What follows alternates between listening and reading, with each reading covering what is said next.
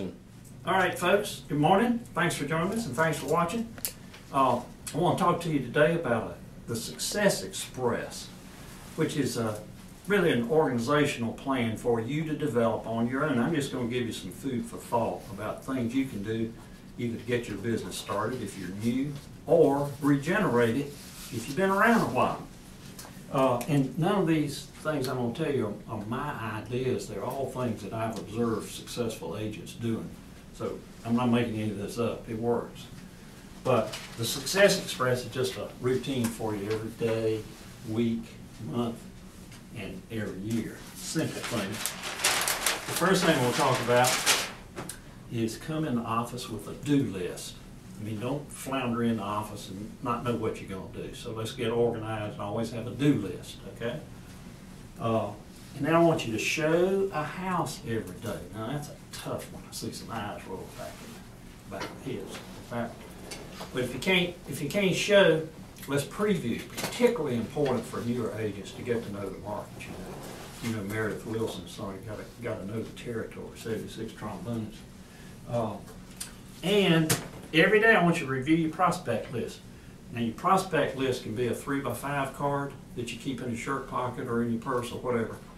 Just write out the names of all your prospects. I want you to review it every day because when you go out, you've got it on your mind and you go out and preview and you say, oh, the Joneses, you might like this house.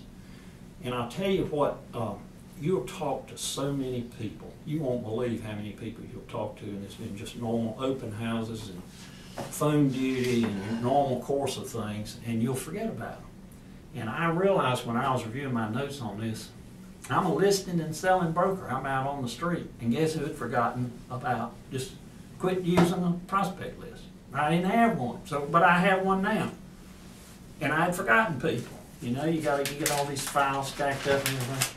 So review your prospect list. That's easy. Now I want you to make 10 contacts a day. Now we see some eyes rolling back ahead over this one, because this is getting to be hard work, isn't it? But there are all sorts of ways to contact. We used to say, you know, you get your sphere of influence, obviously you're going to start with them. We used to get on the phone, but now there's so many ways to contact people, you know, and whatever your clients or your prospects want to do is fine. If it's the phone, which, you know, home phones, landlines going out of style seems like, it's maybe hard to get phone numbers too.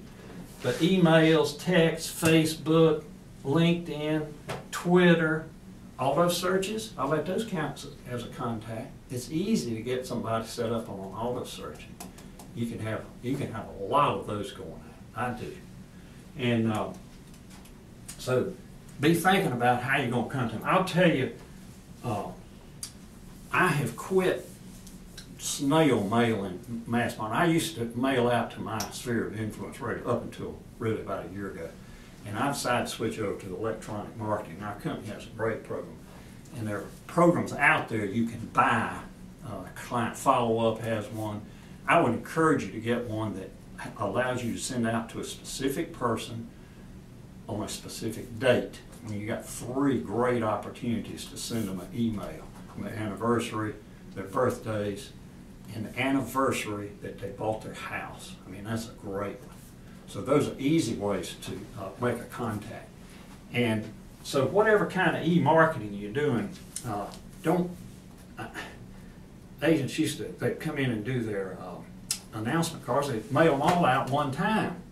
The trick is to send out about 10 a week, and the next week, call those 10. And if you do, or contact them somehow or another. Text. I've got customers now. One customer I had this past year, we did text all the time.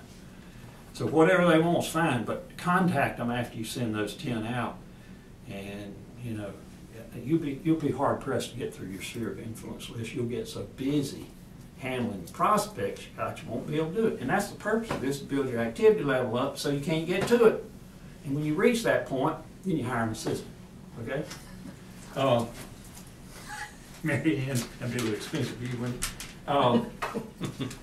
And you can do your announcement cards. They can be snail mail or e-marketing. Cocktail talk. Brush up on your cocktail talk. That's the conversation. I mean, we're like doctors. You go to a party, doesn't everybody come in and say, well, what's the real estate business like? How's it going? What interest rate? So let's brush up on what we're going to say and have it ready. Don't just stand around like a knot on a log. You know, use it to be positive and say, well, we just sold a big house down the street. The sales up. You know, the average sales price is up. There are plenty of things you can drum up in your mind. I've also got a list of those I'll give you. Weekly, we're going to call our listing clients or contact them. Every week, right? Clients don't get upset with you when nothing's going on. They get upset with you when they don't hear from you. They think you've forgotten about them. And we're going to call our buyers every week too.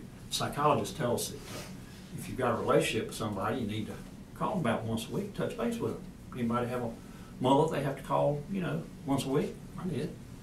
And if I didn't call my mother on Sunday, she'd call me on Monday, act like I hadn't talked to her in a year. So call everybody once a week. Add 2 names to your sphere of influence every week. And that's not too hard to do. Phone duty and open houses. No big deal. And on the monthly, let's talk to our long-range prospects, somebody moving in 6 months or a year. Then, you know, we got to keep them on the back burner, but keep them there. Looky-loos, somebody been showing a house to for 3 years and still involved. Anybody got one of those? Yeah. ACC is not a sports conference. That's after closing contact. So when you have a closing before the next month's over, you go see those folks and contact them some way, shape, or form. We can direct relate customer satisfaction to those. It's very high on those agents who contact their folks after closing. Did you know that 50% of home buyers in the country cannot remember their agent's name they bought the house from after a year? So let's don't let that happen to us. It's not worth it. It's too valuable. By the way, in terms of prospecting, when you're doing your contacts, zero in on an account. People who can send you multiple leads.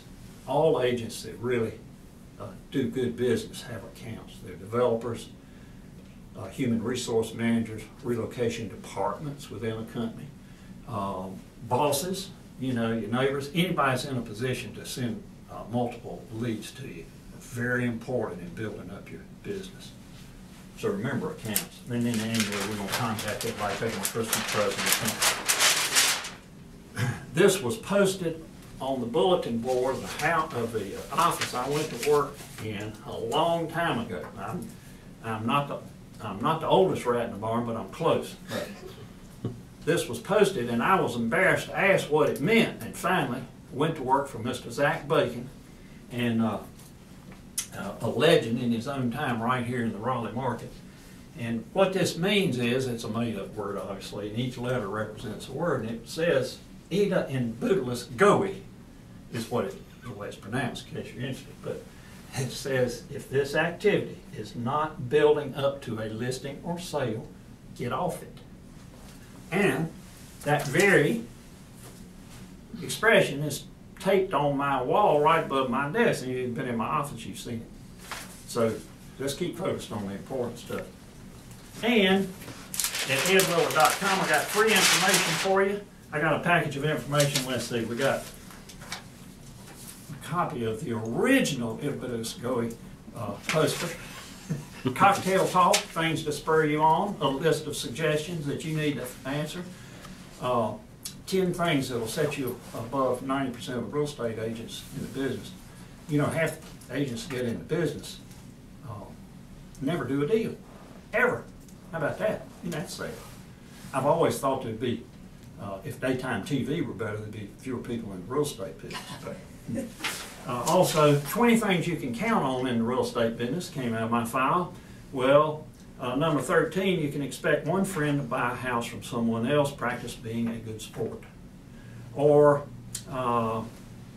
every time you forget to check on what interest rates are doing, a friend will ask about them. So we got to stay up on a lot of information. We're like concierge, you know. We got to have a lot of information. So anyway, this is all available at edwiller.com. If you look down the bottom left side of the screen, there'll be there's a link there with Success Express information. You can print these out, and I have copies for you folks. And thanks to my audio-visual technician, Rob Walton, one of our great agents who's in behind the camera this morning. And if you're an agent out there and need help in the Triangle area, remember old Ed, just get me at edwiller.com and pay good referral fees, share referral fees, and I can help you with referral anywhere in the country through the Prudential Network, my own contacts, anywhere in the United States and Georgia and other foreign countries. So hurry. Hope you get on the Success Express, and good luck to you.